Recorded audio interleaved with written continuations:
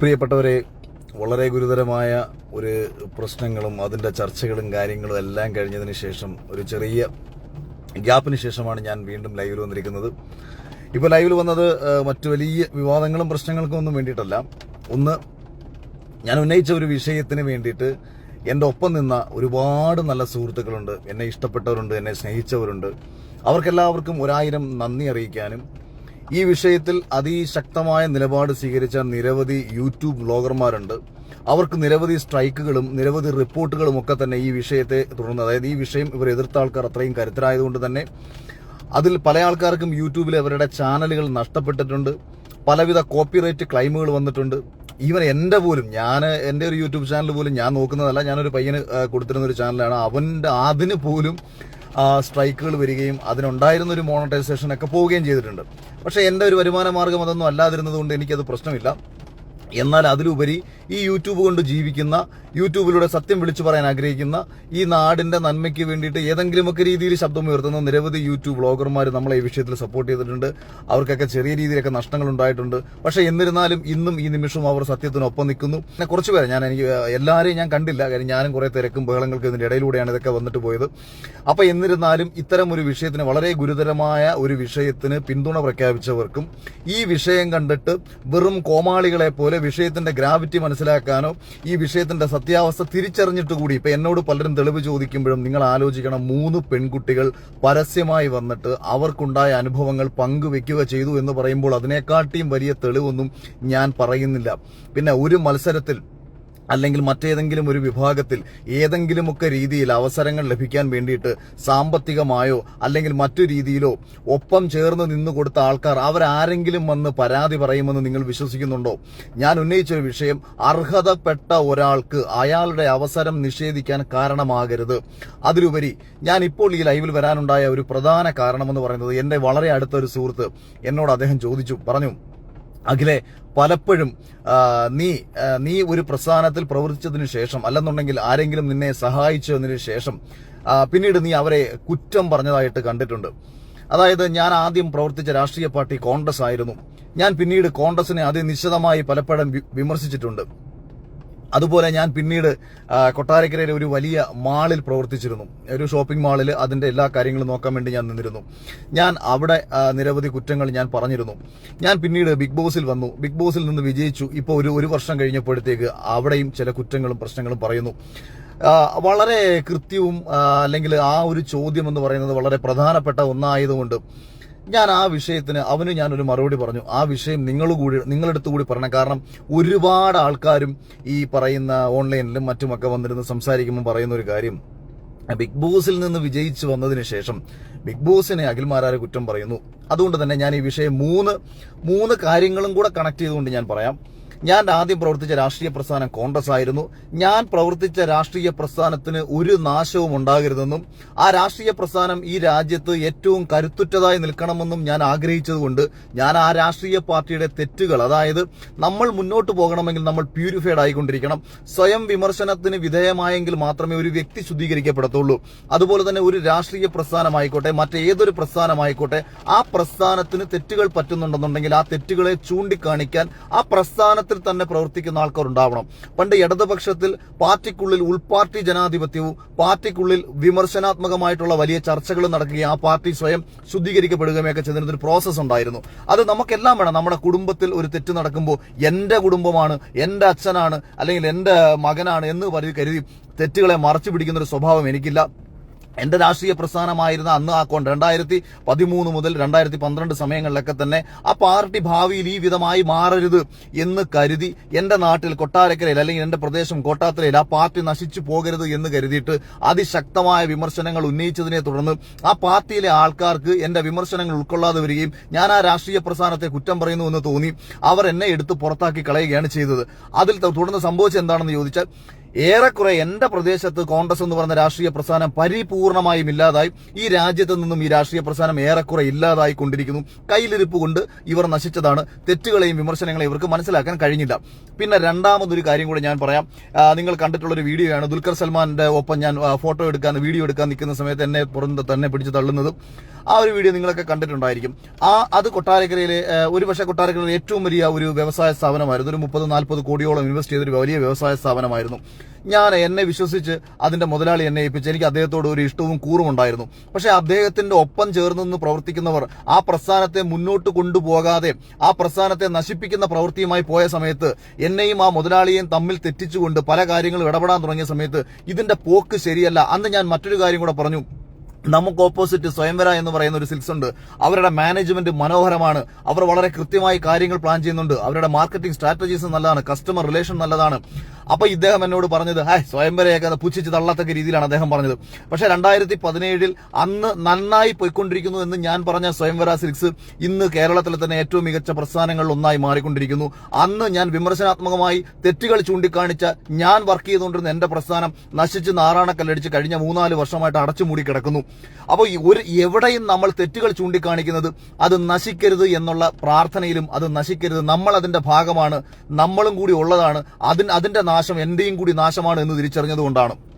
അതുപോലെ തന്നെയാണ് big boss എന്ന് പറയുന്ന ഒരു ഷോ സീസൺ 6 എത്തുന്ന സമയത്ത് തുടക്ക സമയത്ത് ഞാൻ എന്റെ സുഹൃത്തുക്കളോട് പറഞ്ഞത് എന്നേക്കാളും മികച്ച ഒരു വിന്നർ ഈ സീസൺ 6 ഉണ്ടാകണമെന്നാണ്. ഞാൻ ആകെ വിഷമിച്ചത് അത് ഞാൻ ചിന്തിച്ചതാണ്. ഏതെങ്കിലും രീതിയിൽ കോമാളിത്തരങ്ങൾ കാണിക്കുന്ന അല്ലെങ്കിൽ സമൂഹത്തിൽ ഒരു എന്ന് പറയുന്നത് ഇവനാണോ ഇതിന്റെ വിന്നർ അല്ലെങ്കിൽ ഇവളാണോ ഇതിന്റെ വിന്നർ എന്ന് ചോദിപ്പിക്കത്തക്ക, സമൂഹത്തെ കൊണ്ട് ചോദിപ്പിക്കത്തക്ക ഒരു ഗുണവും ഒരു ക്വാളിറ്റിയും ഇല്ലാത്ത ആരെങ്കിലുമൊക്കെ ഒരാളെങ്ങാനും വിജയിച്ചു വന്നാൽ അതിന്റെ അപമാനം എനിക്ക് കൂടിയാണ് എന്ന് ചിന്തിച്ചതുകൊണ്ട് എന്നേക്കാളും മികച്ച ഒരാൾ വിജയിച്ചു വന്നാൽ അയാളിലൂടെ ഞാനും അഭിമാനിക്കും. കാരണം 2 പേരെ എടുത്ത് പ്രസന്റ് ചെയ്യുന്ന സമയത്ത് ബിഗ് ബോസിന്റെ വിന്നർ എന്നതാണ് ടൈറ്റിൽ. സീസൺ 5 സീസൺ 1 2 എന്തോ ആയിക്കോട്ടെ, അത് ബിഗ് ബോസിന്റെ വിന്നറാണ്. അതുകൊണ്ട് തന്നെ 2 പേരെ താരതമ്യം ചെയ്യുമ്പോൾ ഇന്നാള് വിന്നറാണല്ലോ എന്ന് പറയുമ്പോഴാണ് എനിക്ക് അഭിമാനം ഉണ്ടാവുന്നത്. ഇതാണ് ഞാൻ ആഗ്രഹിച്ചതും. പക്ഷെ ഈ സീസൺ തുടക്കം മുതൽ ഈ നിമിഷം വരെ പോയിക്കൊണ്ടിരിക്കുന്ന കാര്യങ്ങളും പൊതുജനങ്ങൾക്കിടയിൽ ഇതിന് ലഭിച്ചുകൊണ്ടിരിക്കുന്ന അവഗണനയും എതിർപ്പും ഒക്കെ നമുക്ക് വളരെ ക്ലിയർ ആയിട്ട് സോഷ്യൽ മീഡിയ വഴിയും അല്ലെങ്കിൽ ഓരോ കുടുംബങ്ങളോടും ഇന്ന് രാവിലെ ഗണപതി അമ്പലത്തിൽ പോയ സമയത്ത് അവിടെ കൂടിയ എല്ലാ മനുഷ്യരും എന്നോട് സംസാരിച്ചവരെല്ലാവരും ഇതേ അഭിപ്രായം തന്നെ പറഞ്ഞവരാണ്. അപ്പൊ ഞാനിത് അതായത് ജനങ്ങൾക്ക് അരോചകമായി മാറിക്കൊണ്ടിരിക്കുന്നു എന്നൊരു തോന്നൽ എപ്പോഴും തുടങ്ങിയതാണ് കഴിഞ്ഞ ഒരു അതായത് ബിഗ് ബോസിന്റെ സീസൺ 6 ഒരു 40ാമത്തെ ദിവസം ആരംഭിച്ചപ്പോൾ മുതൽ തുടങ്ങിയതാണ്. അതുകൊണ്ടാണ് 50ാമത്തെ ദിവസത്തെ ആശംസാ വീഡിയോ അയച്ചു തരണം എന്ന് എന്നോട് ആവശ്യപ്പെട്ടപ്പോഴും ഞാൻ അവരോട് തന്നെ പറഞ്ഞത് ഇത് നന്നാക്കി കൊണ്ടുപോകണം എന്ന് പറഞ്ഞ സമയത്ത് സിബിൻ എന്ന് പറയുന്ന ഒരു മത്സരാർത്ഥി താരതമ്യേന ഇതുവരെയുള്ള മത്സരാർത്ഥികളിൽ നല്ല രീതിയിൽ ജനങ്ങൾക്കിടയിൽ കൊള്ളാം അല്ലെങ്കിൽ ഇയാൾ മുന്നോട്ട് വരും എന്നൊരു തോന്നലുണ്ടായ സമയത്ത് അയാളെ അകാരണമായിട്ട് അവിടുന്ന് പുറത്താക്കുന്നു. ആ പുറത്താക്കിയ സമയത്താണ്, ആ പുറത്താക്കിയ കാരണം കേട്ടപ്പോൾ എനിക്ക് വൈകാരികമായി തോന്നിയ ഒരു ദേഷ്യം. അതായത് തനിയാവർത്തനം സിനിമ നിങ്ങളെല്ലാവരും കണ്ടിട്ടുണ്ടായിരിക്കും. അതിലെ ബാലൻ മാഷിന്റെ കഥാപാത്രം നമുക്കെല്ലാവർക്കും വേദനയുള്ള ഒന്നായിരിക്കും. സമൂഹം ചേർന്ന് ഒരു മനുഷ്യനെ ഭ്രാന്തനാക്കി മാറ്റുന്ന ഒരു കഥാപാത്രം. അതേപോലെ ഒരു ഷോയിൽ പോയതുകൊണ്ട് സമൂഹത്തിൽ ഏതെങ്കിലുമൊക്കെ രീതിയിൽ ജീവിതത്തിൽ ബുദ്ധിമുട്ടുണ്ടാകുന്ന ഒരു ചെറുപ്പക്കാരൻ, അവന് മാനസികമായിട്ട് നേരിടേണ്ടി വരുന്ന ബുദ്ധിമുട്ടുകൾ, അതിലുപരി അവന്റെ വാ മൂടി കെട്ടാൻ വേണ്ടിയിട്ട് ചില ആൾക്കാർ നടത്തുന്ന ഭീഷണികളും ഗുണ്ടായിസങ്ങളും ഒക്കെ കണ്ട സമയത്ത് അവന് വേണ്ടി സംസാരിക്കണമെന്ന തോന്നലിൽ നിന്ന് ഞാൻ സംസാരിച്ച സമയത്ത് ഈ ചാനലിൽ ഈ ഷോയെ നശിപ്പിക്കാൻ വേണ്ടി അതിനുള്ളിൽ പ്രവർത്തിക്കുന്ന ചിലർ, അത് ഞാൻ എടുത്തു പറഞ്ഞു, ചിലർ അവർ ചെയ്തുകൊണ്ടിരിക്കുന്ന ആക്ടിവിറ്റീസ് ഈ ഷോയെ നശിപ്പിക്കും, ഈ ചാനലിന് അപമാനമുണ്ടാക്കും എന്ന് എനിക്ക് ചൂണ്ടിക്കാണിക്കേണ്ട സമയത്ത് ഇന്നലകളിലും അവർ കാണിച്ചിട്ടുള്ള ചില മര്യാദകേടുകളെയാണ് ഞാൻ അവിടെ ചൂണ്ടിക്കാണിച്ചത്. ഇങ്ങനെ ഞാൻ ഈ വിഷയങ്ങൾ ചൂണ്ടിക്കാണിക്കുന്ന സമയത്ത് എന്റെ ഒപ്പമുള്ള ഒരു മത്സരാർത്ഥിയെയോ അതിന് തൊട്ടു മുൻപുള്ള സീസണിലെ ഒരു മത്സരാർത്ഥികൾക്കെതിരെയോ യാതൊരു വിധത്തിലുള്ള ഒരു നെഗറ്റീവ്സോ ഒരു കാര്യങ്ങളോ ഞാൻ പറഞ്ഞിട്ടില്ല എന്ന് മാത്രമല്ല അവരെ ഒന്നും ബാധിക്കുന്ന ഒരു വിഷയവുമായിരുന്നില്ല. വേണമെങ്കിൽ അവർക്ക് നിശബ്ദത പാലിച്ച് അവരോട് ഒരാൾ ചോദിക്കുമ്പോൾ ഞങ്ങൾക്ക് ഇങ്ങനൊന്നും അറിയില്ല എന്ന് പറഞ്ഞ് ഒഴിവാകുന്നതിന് പകരം അതിലെ ചില ആൾക്കാരെ എന്നല്ല ഒട്ടുമിക്ക എല്ലാ മത്സരാർത്ഥികളെയും ഞാൻ ആരോപണം ഉന്നയിച്ച വ്യക്തികൾ അവിടുത്തെ PR ഡിപ്പാർട്ട്മെന്റുമായി ബന്ധപ്പെട്ട് എല്ലാവരെയും വിളിക്കുകയും, അതായത് കഴിഞ്ഞ 3-4 വർഷങ്ങൾക്ക് മുമ്പ് സീസണിൽ പോയവരെ തൊട്ട് ലാസ്റ്റ് സീസണിൽ വന്ന ആൾക്കാരെ ഓരോരുത്തരെയും വിളിച്ച് എനിക്കെതിരെ സംസാരിക്കണമെന്ന് പറഞ്ഞ്, അല്ലെങ്കിൽ ഇനി മുന്നോട്ടുള്ള യാത്രയിൽ അവർക്ക് കൊടുക്കാൻ കഴിയുന്ന ഓഫറുകൾ മറ്റു കാര്യങ്ങൾ ഇതെല്ലാം കൊടുത്ത് എനിക്കെതിരെ സംസാരിക്കണമെന്ന് പറഞ്ഞു വന്ന് അവരെ കൊണ്ട് ഒരു കാര്യവുമില്ലാത്ത കാര്യത്തിന് വീഡിയോ ഇട്ടു. ഇനി ഇതിൽ ചിലർ ചോദിച്ച കാര്യങ്ങൾ എന്ന് പറയുന്നത്, നിങ്ങളുടെ വീട്ടിൽ ഒരു രാത്രിയിൽ ഒരു കള്ളൻ കയറി ആ കള്ളൻ കയറുന്ന സമയത്ത് ഒരാൾക്ക് വേണമെങ്കിൽ വിളിച്ചു കൂവാം. എന്തിനാണ് നമ്മൾ വിളിച്ചു കൂവുന്നത് തൊട്ട് അയൽപ്പക്കത്തുള്ള ആൾക്കാരെ അറിയിക്കാനും ആ കള്ളൻ കയറി എന്നൊരു സൂചന കൊടുക്കാനുമാണ്. ശബ്ദമുയർത്തുക എന്ന് പറയുന്ന അടിസ്ഥാനപരമായ പ്രതിരോധം 1757 നമ്മളെ ഈ പ്ലാസി യുദ്ധം, എന്റെ ഓർമ്മയിൽ പ്ലാസി യുദ്ധം, അത് കഴിഞ്ഞിട്ട് 1857 ഒന്നാം സ്വാതന്ത്ര്യ സമരം, അതായത് ബ്രിട്ടീഷുകാർക്കെതിരെ ഈ രാജ്യത്തെ ജനത ഒന്നാകെ ശബ്ദമുയർത്തിയത് 1857 അപ്പൊ അവരുടെ അടുത്ത് കുറെ പേര് ചോദിക്കാം, നിങ്ങൾ എന്തിനാണ് പ്രതിഷേധിക്കുന്നത്, വേണമെങ്കിൽ ചോദിക്കാം. പക്ഷെ ആ പ്രതിഷേധങ്ങളിലൂടെ തുടങ്ങി കാലങ്ങൾ എത്രയോ കഴിഞ്ഞ് 90 വർഷങ്ങൾ കഴിഞ്ഞിട്ടാണ് നമുക്ക് സ്വാതന്ത്ര്യം ലഭിച്ചത്. അതുകൊണ്ട് പ്രതിഷേധങ്ങൾ എന്ന് പറയുന്നത് ഒരുവനെ ആക്ഷേപിക്കാൻ വേണ്ടി, അവനെ ഇപ്പൊ ഒരാൾ സംസാരിക്കുന്നത് അയാൾക്ക് അയാൾക്ക് എന്തെങ്കിലും ശ്രദ്ധ കിട്ടാൻ വേണ്ടിയിട്ടാണെന്നോ, അല്ലെങ്കിൽ അതായത് നിങ്ങളെ ബാധിക്കാത്ത വിഷയങ്ങളൊന്നും ഈ ലോകത്ത് നടക്കുന്നില്ല എന്ന് കരുതുന്നവരാണ് നിങ്ങൾ ഓരോരുത്തരും. അപ്പൊ നമ്മൾ മനസ്സിലാക്കണം, എപ്പോഴും ഒരു ശബ്ദം ഉയർത്തുക എന്ന് പറയുന്നതാണ് അടിസ്ഥാനപരമായിട്ട് ഒരു മനുഷ്യന്റെ ആദ്യത്തെ പ്രതിഷേധം. ഇപ്പൊ വീട്ടിൽ ഒരു കള്ളൻ കയറുന്നാൽ അല്ലെങ്കിൽ ഒരു അപരിചിതം കയറിക്കഴിഞ്ഞാൽ ആ വീട്ടിൽ കിടക്കുന്ന പട്ടി, ആ വീടിന്റെ കാവൽക്കാരനായി കിടക്കുന്ന ഒരു നായ ആദ്യം ചെയ്യുന്നത് ശബ്ദം ഉയർത്തി വീട്ടുകാരെ അറിയിക്കുക എന്നുള്ളതാണ്. ബിഗ് ബോസിന്റെ വിന്നറായ ഞാൻ ഇങ്ങനെ ഒരു ശബ്ദം ഉയർത്തിയത് ഈ ഷോ നന്നായി വരാനും നാളെയിൽ ഈ ഷോയിലേക്ക് വരുന്ന ഓരോ മത്സരാർത്ഥിക്കും അവന്റെ കഴിവുകൊണ്ട് ഈ ഷോയിലേക്ക് പോയി ജനങ്ങളുടെ ഇഷ്ടം പിടിച്ചുപറ്റി അല്ലെങ്കിൽ ജനങ്ങളുടെ വോട്ട് നേടി വിജയിച്ച് പുറത്തിറങ്ങി വരാനുമുള്ള ഒരു സാഹചര്യം ഒരുക്കുക എന്നതായിരുന്നു എന്റെ ലക്ഷ്യം. അതോടൊപ്പം ഈ സീസണിൽ അവർ സൃഷ്ടിച്ചിരുന്ന ചില പ്ലാനുകൾ, ആ പ്ലാനുകൾ പൊളിയണമെങ്കിൽ ഇനിയെങ്കിലും ഞാൻ ശബ്ദമുയർത്തണം എന്ന എന്റെ തോന്നലിൽ നിന്നായിരുന്നു. ഒരു നല്ല മത്സരാർത്ഥിയെ, ജനങ്ങൾ ഇഷ്ടപ്പെടുന്ന ഒരു മത്സരാർത്ഥിയെ ജനങ്ങളെ മുൻനിർത്തി ഈ ഷോ മുന്നോട്ട് കൊണ്ടുപോകുന്നു എന്ന് ആവർത്തിച്ച് പറഞ്ഞുകൊണ്ട് ജനങ്ങൾ ഒരുപാട് സ്നേഹിക്കുന്ന ഒരു മനുഷ്യനെ ചാനലിന്റെ ഫേസായി അവതരിപ്പിച്ച് ആ മനുഷ്യന്റെ വ്യക്തിത്വം കൂടി നശിപ്പിക്കത്തക്ക രീതിയിൽ, അല്ലെങ്കിൽ മോഹൻലാൽ എന്ന് പറയുന്ന ഒരു മനുഷ്യനെ സമൂഹത്തിൽ കളങ്കിതനാക്കത്തക്ക രീതിയിൽ പ്രേക്ഷകരെ മുൻനിർത്തി ചിലർ കാണിക്കുന്ന കോമാളിത്തരങ്ങളും തെമ്മാടിത്തരങ്ങളും തുറന്നു പറയുക എന്നത് എന്റെ ആ ഷോയോടുള്ള സ്നേഹമാണ്, എനിക്ക് ആ ചാനലിനോടുള്ള സ്നേഹമാണ്. കാരണം ഇന്നല്ലെങ്കിൽ നാളെ ഇത് തുറന്നു പറഞ്ഞില്ല എന്നുണ്ടെങ്കിൽ നാളെയിൽ നശിക്കുന്നത് ഈ ഷോയാണ്. ആ ഷോ നശിക്കുമ്പോൾ നശിക്കുന്നത് ഞാൻ കൂടിയാണ് എന്നുള്ള തിരിച്ചറിവിൽ നിന്ന് തന്നെയാണ്. ഇനി 2, ബിഗ് ബോസിൽ പോയ അഖിൽമാരാർ ബിഗ് ബോസിനെതിരെ പറഞ്ഞത് ശരിയാണോ എന്ന് ഏതെങ്കിലും ഒരുവൻ എവിടെങ്കിലും ഇരുന്ന് ചോദിക്കുന്നുണ്ടെങ്കിൽ അവനോട് നിങ്ങൾ പറയണം, നിങ്ങൾക്ക് ആദ്യമായി അവസരം നൽകിയ ഒരു മുതലാളി, അല്ലെങ്കിൽ സിനിമയിൽ അഭിനയിക്കാൻ പോയപ്പോൾ ആദ്യമായി അവസരം നൽകിയ ഒരു സംവിധായകൻ, അല്ലെങ്കിൽ എവിടെങ്കിലും രീതിയിൽ നിങ്ങളെ സഹായിച്ച ഒരു മനുഷ്യൻ സമൂഹത്തിൽ ഒരു തെമ്മാടിത്തരം കാണിക്കുന്നു, അല്ലെങ്കിൽ നിങ്ങൾക്ക് വേണ്ടപ്പെട്ട ഒരാളെ ഉപദ്രവിച്ചാൽ നിങ്ങൾ നിശബ്ദനായിരുന്നു കഴിഞ്ഞാൽ, അവന്റെ കാശ് മേടിച്ച് നിങ്ങൾ മിണ്ടാതിരുന്നു കഴിഞ്ഞാൽ, നിങ്ങൾ എന്ത് മനുഷ്യരാണെന്ന് ഞാൻ നിങ്ങളോട് ചോദിച്ചാൽ നിങ്ങൾക്ക് എന്തു മറുപടി പറയാൻ കഴിയും? എന്റെ പ്രിയപ്പെട്ട സുഹൃത്തുക്കളെ, നിങ്ങൾ ഒരു സിനിമയിൽ വർക്ക് ചെയ്യാൻ പോയി, ആ സിനിമയിൽ ഒരു സംവിധായകൻ, നിങ്ങൾക്ക് ആദ്യമായി അവസരം നൽകിയ ഒരു സംവിധായകൻ പിന്നീട് ഒരു പെൺകുട്ടിയെ പീഡിപ്പിച്ചു. ആ പെൺകുട്ടി നിങ്ങളോട് പറയുകയാണ്, ആ ഡയറക്ടർ ഇന്നൊരു പെൺകുട്ടിയെ പീഡിപ്പിച്ചിട്ടുണ്ട്, അയാൾ കരുത്തനാണ്. അത് നിങ്ങൾ തുറന്നു പറയാതിരിക്കുമ്പോൾ നിങ്ങൾ എന്താ ചെയ്യും? എനിക്ക് ആ മനുഷ്യനോട് കടപ്പാടുണ്ട്, എനിക്ക് എന്റെ ജീവിതത്തിൽ ആദ്യമായിട്ട് അവസരം നൽകിയത് അയാളാണ്. നിങ്ങൾ അങ്ങനെ മിണ്ടാതിരിക്കുമോ? അല്ലെങ്കിൽ അങ്ങനെ മിണ്ടാതിരിക്കുന്നതാണ് അതിന്റെ ശരി? അതുകൊണ്ട് എന്തെങ്കിലും നക്കാപ്പിച്ച നൽകി എന്റെ വായടപ്പിക്കാമെന്ന് ഒരുത്തനും വിചാരിക്കണ്ട. ഇനി 2, ബിഗ് ബോസിൽ ഞാൻ ഉൾപ്പെടെ കഴിഞ്ഞ 5 സീസണുകളിലായിട്ട് എന്റെ അറിവിൽ 120-ലധികം മത്സരാർത്ഥികൾ പങ്കെടുത്തിട്ടുള്ള ഒരു ഷോയാണ്. 120-ലധികം മത്സരാർത്ഥികൾ. ഈ 120 മത്സരാർത്ഥികളിൽ എന്തുകൊണ്ട് എല്ലാവർക്കും ഒരേപോലെ സക്സസ് ആകാൻ കഴിയുന്നില്ല? അപ്പൊ ഒരാൾ ഏതെങ്കിലും രീതിയിൽ മറ്റൊരാളിൽ നിന്ന് വ്യത്യസ്തനായി മുന്നോട്ട് പോകുന്നുണ്ടെന്നുണ്ടെങ്കിൽ അത് അയാളുടെ കഴിവാണെന്ന് പറഞ്ഞ് അംഗീകരിച്ചു കൊടുക്കുക. എന്റെ കാര്യത്തിൽ മാത്രമല്ല, എല്ലാവരുടെ കാര്യത്തിലും. മലയാള സിനിമയിൽ അവസരം ലഭിച്ചിട്ടുള്ള നിരവധി നായക നടന്മാരുണ്ട്. അവർക്ക് എന്തുകൊണ്ട് മോഹൻലാൽ ആവാൻ കഴിഞ്ഞില്ല? അവർക്ക് എന്തുകൊണ്ട് മമ്മൂക്ക ആവാൻ കഴിഞ്ഞില്ല? അല്ലെങ്കിൽ അവസരം ലഭിച്ച എത്രയോ സംവിധായകന്മാരുണ്ട്. അവർക്ക് എന്തുകൊണ്ട് ഈ പറയുന്ന മലയാള സിനിമയുടെ ചരിത്രം കീഴടക്കിയിട്ടുള്ള ജോഷിയെ പോലെ, ഐ വി ശശിയെ പോലെ, സത്യനന്ദിക്കാടിനെ പോലെ, ഇനി അവസാനം വരുമ്പോൾ ലിജോ ജോസ് പല്ലിശ്ശേരിയൊക്കെ പോലെയുള്ള മികച്ച സംവിധായകരായി മാറാൻ അവർക്ക് കഴിഞ്ഞില്ല.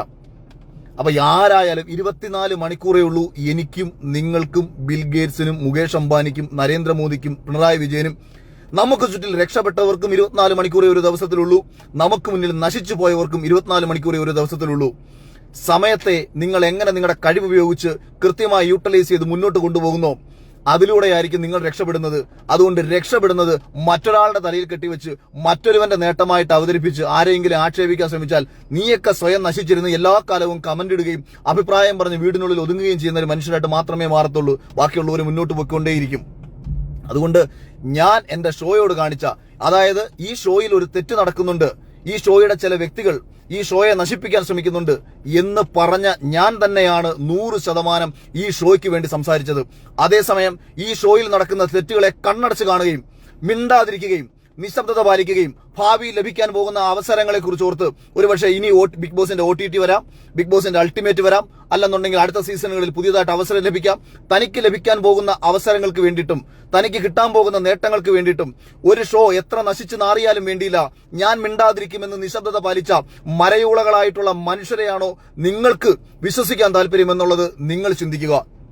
ഇനി ബിഗ് ബോസ് എന്ന് പറയുന്ന ഷോ ഞാൻ എല്ലാ പറയുന്നത് ഇതിന്റെ ഏറ്റവും മനോഹാരിത എന്ന് പറയുന്നത് ഇതിനകത്തുള്ള അതിജീവനമാണ്.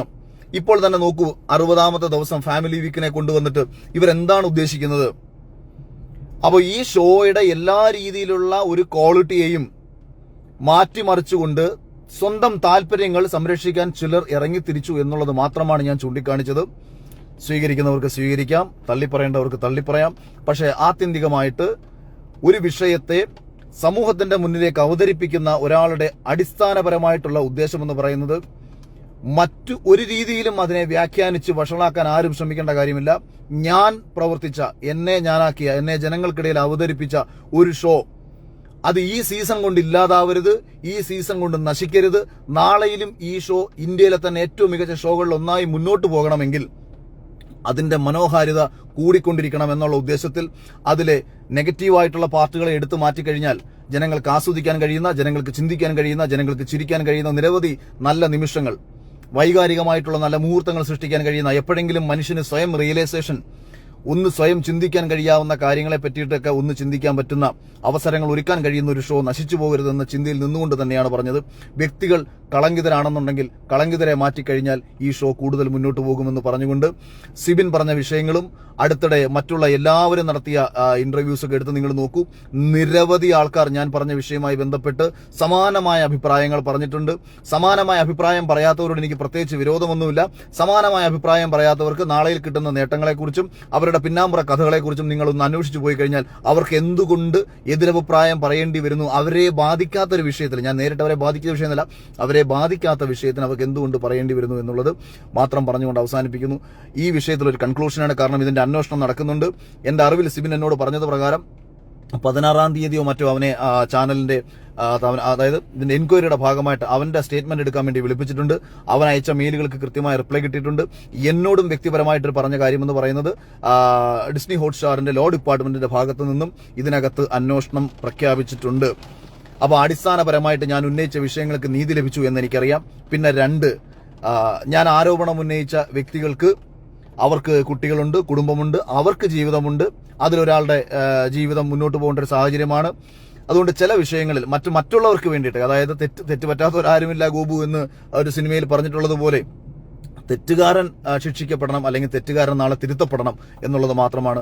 അതിലൂടെ മറ്റുള്ളവർ, അദ്ദേഹത്തെ ഇഷ്ടപ്പെട്ട് ജീവിക്കുന്ന മറ്റൊരാൾക്ക് ബുദ്ധിമുട്ടുണ്ടാവണ്ട എന്ന് കരുതിയിട്ട് സ്വയം നിശബ്ദത പാലിച്ചതാണ്.